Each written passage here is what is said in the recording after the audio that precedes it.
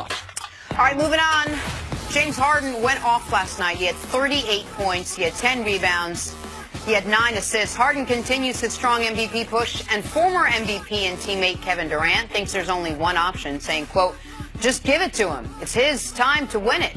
CC, is Durant right about James Harden? Durant is right. It would have been nice if Durant and LeBron were right about. LeBron said he should be the MVP, but you got to respect the best players in the world. He's one of their peers, and James has earned it. Not only this season, but the couple seasons before that. People know that he should have won an MVP by now, but his team is the best in the NBA.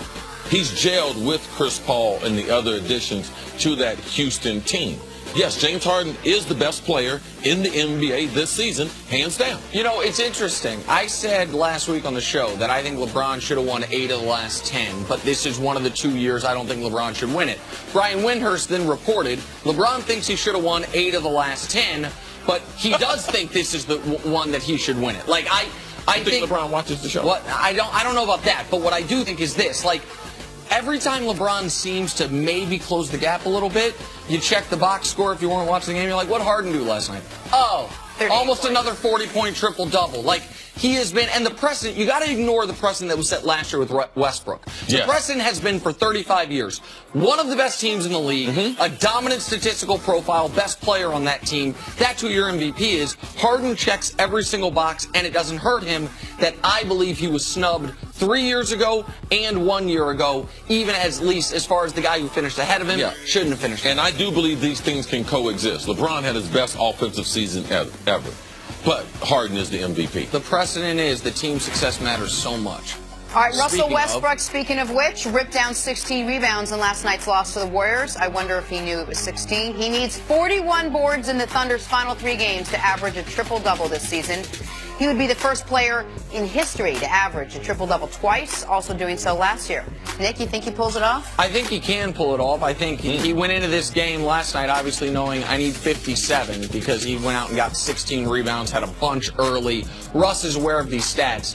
But it is, and you guys know how much I love Russ. My second favorite player in the whole league. I love how he plays as far as his toughness, as far as the way he goes hard every single night.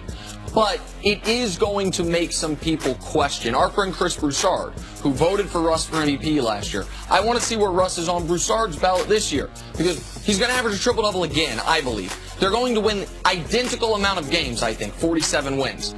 And I'm guessing Russ does not finish in the top 4 of the MVP, which might make us reconsider whether or not he or James Harden or LeBron should have been the MVP last year. But another amazing season from Russ. Very impressive. I guarantee you there have not been 50 conversations about Russ and a triple-double for the 2017-18 season. Now, we started off the season, people said, well, with Paul George, with Melo, how far can they go? It wasn't, can he average a triple-double again? It snuck up on us. Yeah, so it's an amazing feat. Last night during the telecast, you and I were on the phone, and you said, hey, man, did you know he had the same stats? You know if he has 41 rebounds in the last 3 games?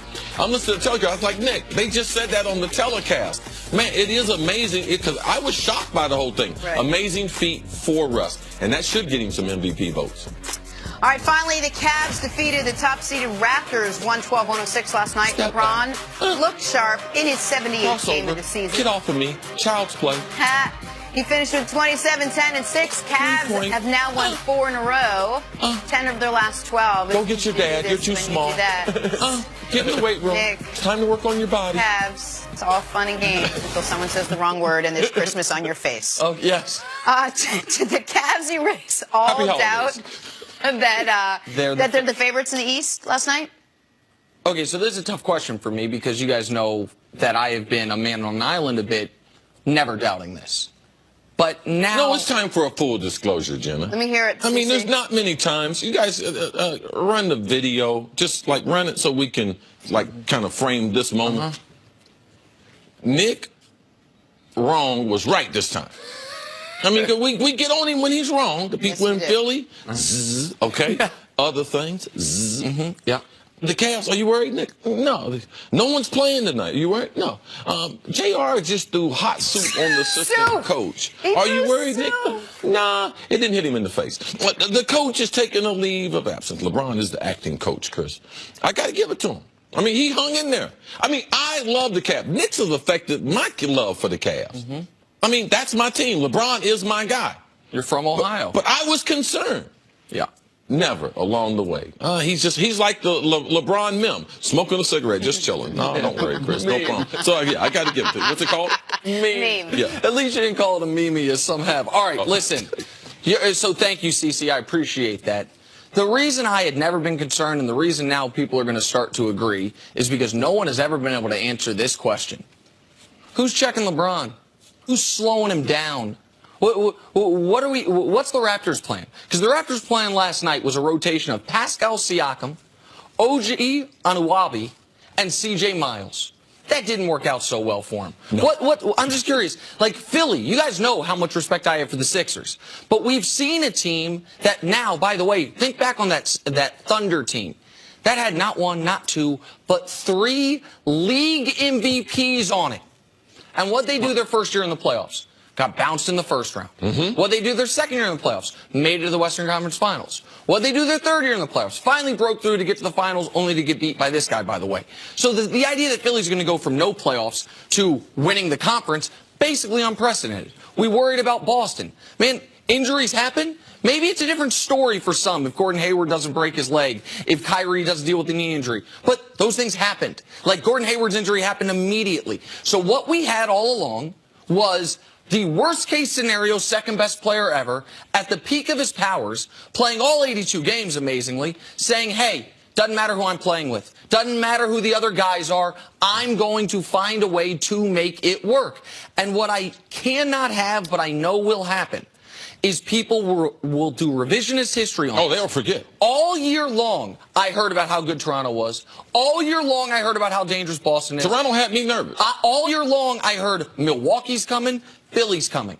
But when the Cavs go through the East in 13 or 14 games, as they have each of the last 3 years, the narrative will instantly flip to, well, of course they did. The East is trash. That was not what folks were saying all year. Folks were saying this is the year it doesn't happen. This is why LeBron's going to leave Cleveland. So now, are the Cavs the favorite? Of course they're the favorite. They've been the favorite. But it's not because of the other teams. It's because of that guy. It's because they have that guy. And until that changes, they will continue to be the favorite. Then let me ask you a quick question, yes or no. Does LeBron stay on this team anything shy of winning the title? I do not believe so. I think the relationship with Gilbert's too fractured. I think they have to win the championship for him to even consider staying with Cleveland. He's right again. All right, that's twice, so that he's done. All right, there we go. Appreciate you. AirPod. Back to the NFL. Odell Beckham Jr. hasn't been traded yet, but that hasn't stopped the chatter of where he might end up. The Rams just picked up receiver Brandon Cooks from the Patriots, so we know now he's more than likely not going to the Rams. But 30 teams still remain as possible trade partners for the Giants. Adam Schefter is reporting the possibility of Odell getting traded is very real, absolutely real. So then let's break this down a little. CC, who are realistic trade partners for OBJ? CC, and I know how much respect you have for Schefter. If Schefter's saying this is not some speculation. There is some meat to it. I know you believe that. So tell me a team. If Adam Schefter say it's going to rain, take your umbrella. I don't care if the sun is out. I mean, his sources are tight. There is no one wired in to information stronger than Schefter. So the reality was the Rams just completed a trade yesterday for Brandon Cooks. There was discussion that the Rams were discussing with the Giants about trading for Odell Beckham. I believe that to be true. So I believe he's still on the trading blocks. I believe the Giants, in the back of their mind, there's two concerns. One is, who is he going to be in the future? And the next is, can we actually sign him to the type of contract that would make him happy? Now, the Giants, part of their front office believes that he will mature and be that superstar and the team leader that they need him to be. But there's also part of the front office believe, man, this kid might want $22 million. Like, we might not be able to afford him. So I believe that the trade, it's a real thing. And if it is real, the team that I look at is, man, let's finish this thing off. Tom Coughlin. He drafted the kid from LSU. Made him the superstar in New York. Man, what is Jacksonville missing besides a top-flight quarterback? I believe his personality fits into Jacksonville. I trade him to the AFC, too. Wouldn't trade him in the NFC and have to beat him every year, have to face him the next 10 years. So I believe that Tom Coughlin, his presence in Jacksonville, makes it a real possibility. I think the Jacksonville one's very fascinating. I'm going to add a couple other teams. I think San Francisco with the money they've invested in Jimmy Garoppolo, still have a ton of cap space. They have the 9th pick in the draft. That. You're a believer that if you trade Odell, you got to get a wide receiver back. That brings the Los Angeles Chargers into play. They have the 17th pick, but they also have Mike Williams, who they just spent a top 10 pick on, but then Keenan Allen as well. That's a team that our friend Chris Canty mentioned I thought was interesting. From a fantasy football perspective, I don't like Mike Williams as much as I like Keenan Allen. Sure. Keenan's had some injuries and everything. Mike Williams, I believe, is going to be a #1 receiver, but Keenan Allen, he can get it done for me in the Giants. From a fantasy football perspective, though, even though I understand the personalities don't mesh and the salaries, I get it, the Pats are what's the most interesting. They now have 2 picks in the first round, 2 more picks in the second round. They traded away Tom Brady's #1 option. I know you think for a lot of reasons that wouldn't happen. Just indulge me on this. Tell me in 60 seconds, what would it look like? Would it be like 07 with Randy Moss? What would it look like? It would be worse. Like, you talking about fantasy football. You mean worse by better? It'd be worse because his ability to run the shorter routes better than Randy Moss. Randy Moss is the first ballot Hall of Famer. But the shorter, the releases, the intermediate routes, his ability to be able to catch the ball and make people miss, I mean, that's superior to what Moss can do. So, I mean, Josh McDaniels, it would be like Josh McDaniels stayed in New England for Odell Beckham. And Josh McDaniels and Odell Beckham would be one of the most dangerous combinations in the NFL. It would be sick. Like, it wouldn't be good for the AFC. It wouldn't be good for them.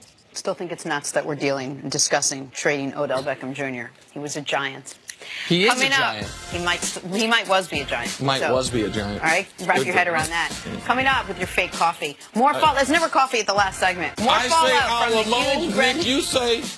I don't know. We're back after this. Talk about this a little bit more. Holla no is the answer.